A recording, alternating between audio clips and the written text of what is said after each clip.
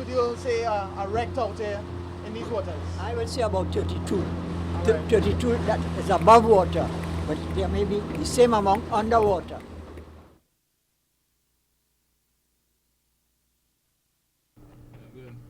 Mangled lumps of old steel like this unsightly monster spot the Gulf of Paria from Tetra to Point Lisas.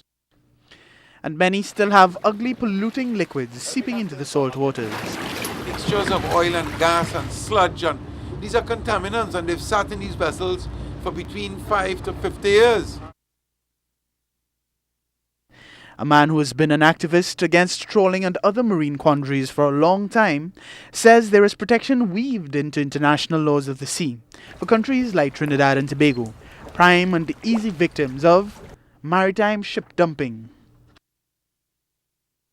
Well, the Ministry of Works and Transport have the Maritime Services Division, and they have the authority to fingerprint the vessel and to force the owner. There are international maritime laws that the owner of that vessel is responsible for the decommissioning of that vessel. He says local boat owners do not have sufficient care for the environment, while regional ship bosses see T&T coasts as a watery grave. The northwestern peninsula of Trinidad is one of the most picturesque areas in the country. Unfortunately, the serene, secluded bays of the area sometimes attract an ugly element. Shipwrecks such as this one I'm standing on are an eyesore and environmental danger. The longer they stay in Trinidad and Tobago waters, the more difficult and costly they are to be removed. Recently, the Maritime Division warned ship owners that their oxidized properties were about to be seized. 3 weeks after the advertisement was published, not one responded, none making any moves to tug their wrecks to shore. It becomes gravitated or stuck to the sand. There's a suction effect that it cannot be moved. So this, as it has run aground as it is here, can only be cut up and transported. And that might cost a couple $1 million to remove it.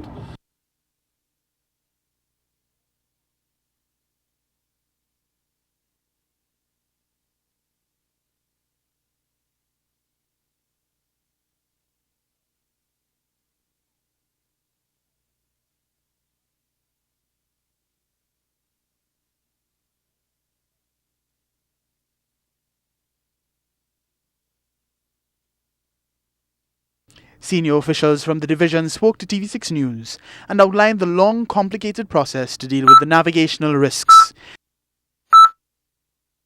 The names and numbers of each vessel are painted on the steel walls.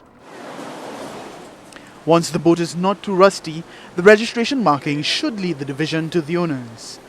They say quite simply, some ship owners do not want to be found because they cannot afford to float and remove their boats. The division has to plot each wrecked item onto maps of the coast before even publishing advertisements calling for bids from international companies with the expertise to remove them. They say some ships become needy of repair and are anchored, victims of vandalism, when steel, parts and supplies on board are stolen. This was the case with a few Indonesian vessels that were wrecked in T&T waters this year. At present, an American company called Sea Neptunus has a contract to remove 21 items that were previously advertised as wrecks, at no cost to the state, in the hope that the steel recovered would be of some value. The division has the authority to remove the vessels and be reimbursed the money spent in the raising and removal of the boats. To move this, it's going to cost a lot to cut it up. That's the only way it could be moved. And when you cut it up, the iron you get from it may not even pay you for cutting it up. So it's a loss-loss situation. In the early 1980s, a Danish company was hired to remove wrecks and dump them in the northwestern waters, the practice at the time. Mr. Booth says this issue has been presented to successive governments. He claims all that has been forthcoming is grand charge and old talk. The Friend of the Sea believes that most ministers of works and marine affairs do not bring any specific knowledge, competence or even interest to do something about the problem. Colin Mimbert was made aware of it in 2006, 2007, 2008. We were persistent.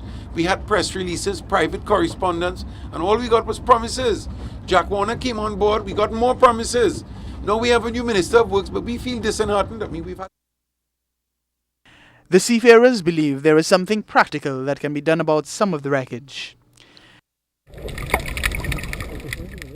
They suggest an artificial reef that could serve to protect the north coast fisheries, prevent illegal trawling, and create an artificial ecosystem. Whether or not there is money to be made from the wrecks, it is certain that removing and destroying them would make navigating TNT waters less unsightly and safer.